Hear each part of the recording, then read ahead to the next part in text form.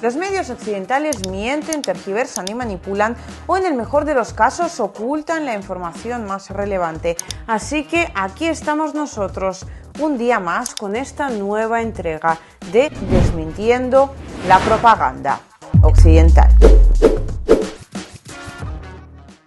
Hoy vamos a comentar un asunto sobre el cual se me ha preguntado bastante y sobre el cual he visto en las redes y también incluso en algunos casos de analistas más o menos respetados muchísimo alarmismo. O sea, es un tema que creo que deberíamos aclarar y deberíamos comprender bien, porque aquí venimos a hacer análisis, venimos a entender cómo funcionan las cosas, en este caso dentro del conflicto ucraniano, es decir, en una situación de guerra abierta, y hablamos sobre el hecho de que el Servicio de Inteligencia Exterior de la Federación de Rusia recientemente se ha despertado de una especie de letargo en el cual se encontraba todo esto durante bastante tiempo, puesto que no teníamos demasiadas noticias del servicio en cuestión, y ha comenzado a advertir sobre el hecho de que presos que a día de hoy se encuentran en Estados Unidos, principalmente de origen latinoamericano, es decir, pertenecientes a todo tipo de bandas y pandillas, podrían terminar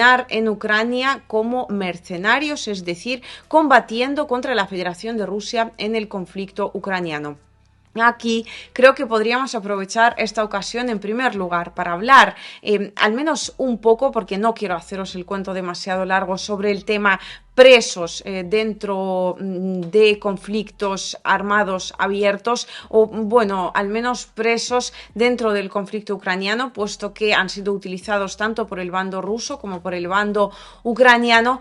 también pues presos extranjeros en calidad de mercenarios, es decir, por supuesto, hablaremos de este caso particular y vamos a ver si realmente son tan peligrosos, por qué el Servicio de Inteligencia Exterior de la Federación de Rusia ha dado ahora esta señal de alarma, si realmente la situación es tanto como para alarmarse, y también nos puede servir sin duda alguna, al menos desde mi humilde punto de vista, para tratar de discernir entre dos tipos de analistas. Obviamente podemos dividirlos en tantos grupos en cuantos queramos, pero para mí personalmente hay al menos dos principales: aquellos que se centran en el análisis y tratan de que sea lo más riguroso posible, dentro de que obviamente cualquiera puede cometer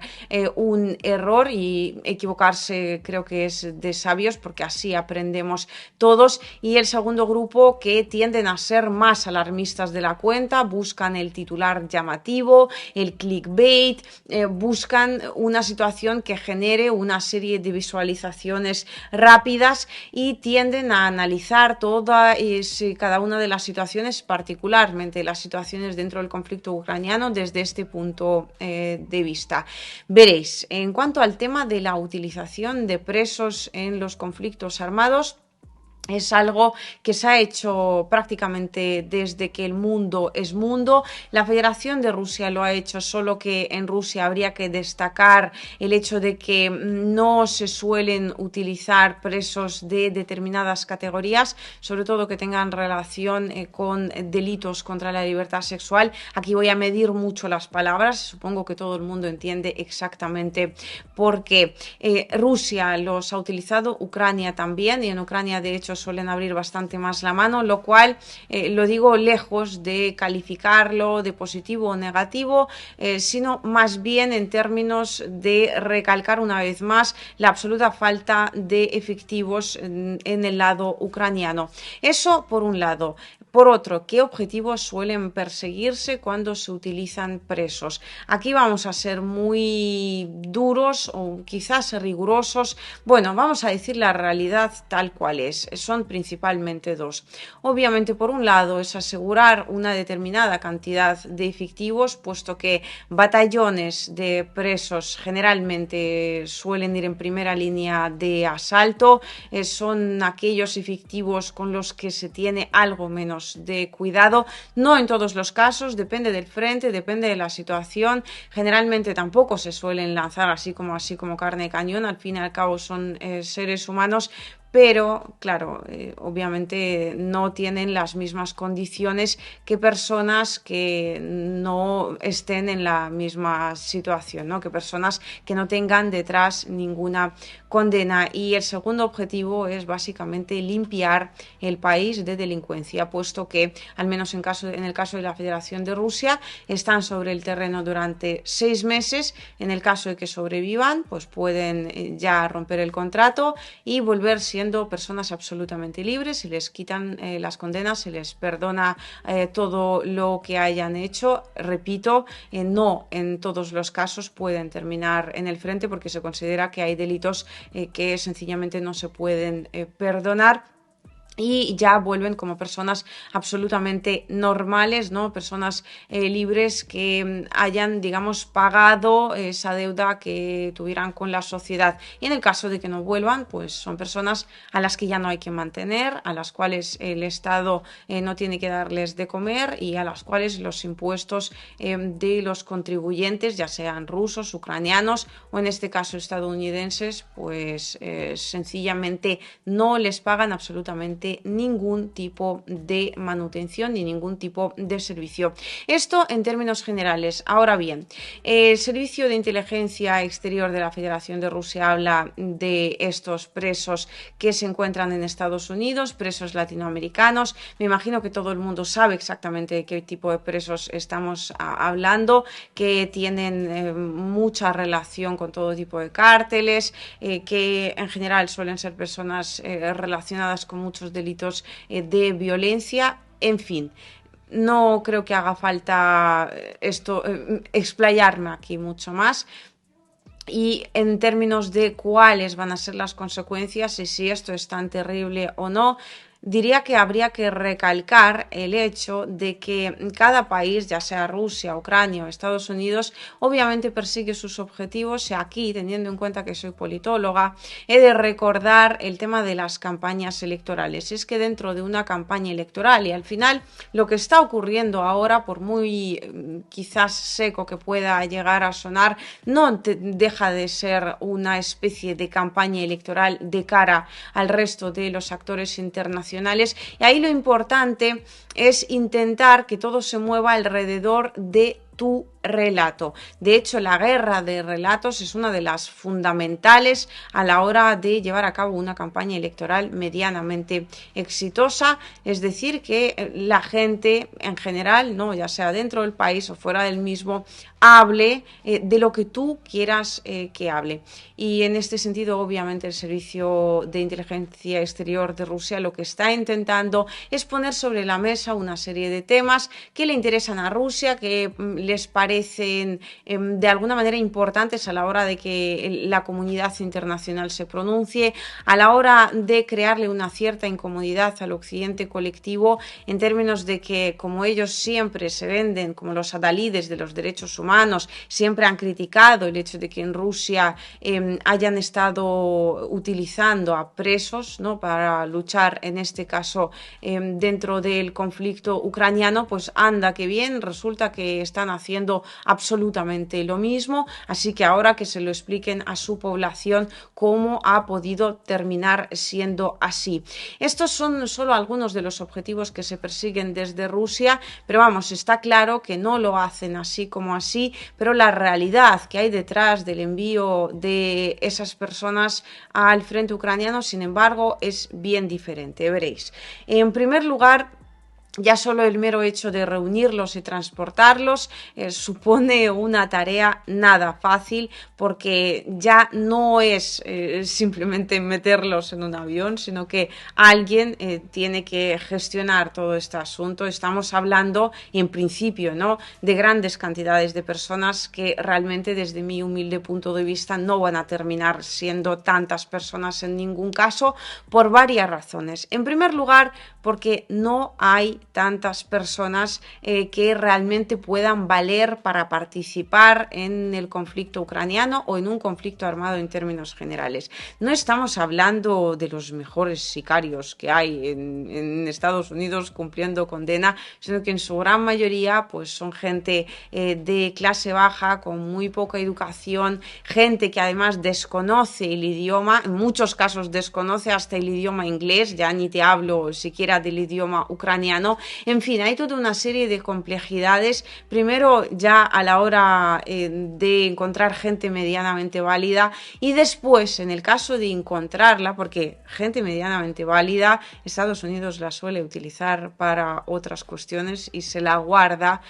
para sí mismo. Vamos, os lo aseguro que sucede tal cual, porque no solo está el conflicto ucraniano, hay toda una multitud de objetivos y los servicios estadounidenses, los servicios de seguridad en este caso, obviamente funcionan, y no es que funcionen especialmente mal, así que saben aprovechar todos los recursos que tiene, o al menos la gran mayoría de los mismos. Pero incluso si encuentran gente medianamente válida o gente pues que pueda servir bien como pura y duramente carne de cañón, aparte de transportarla, aparte de controlarla sobre el terreno, alguien tiene que entrenarla. O sea, no vas a darle un arma sin más a una persona que haya estado cumpliendo condena,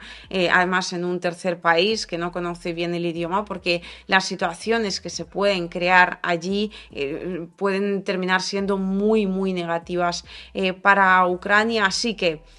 muy difícilmente vayan a ser tantas personas, mucho más difícilmente aún esas personas vayan a cambiar realmente de alguna manera la situación sobre el frente, y yo diría que en la gran mayoría de los casos van a suponer más estorbo que otra cosa.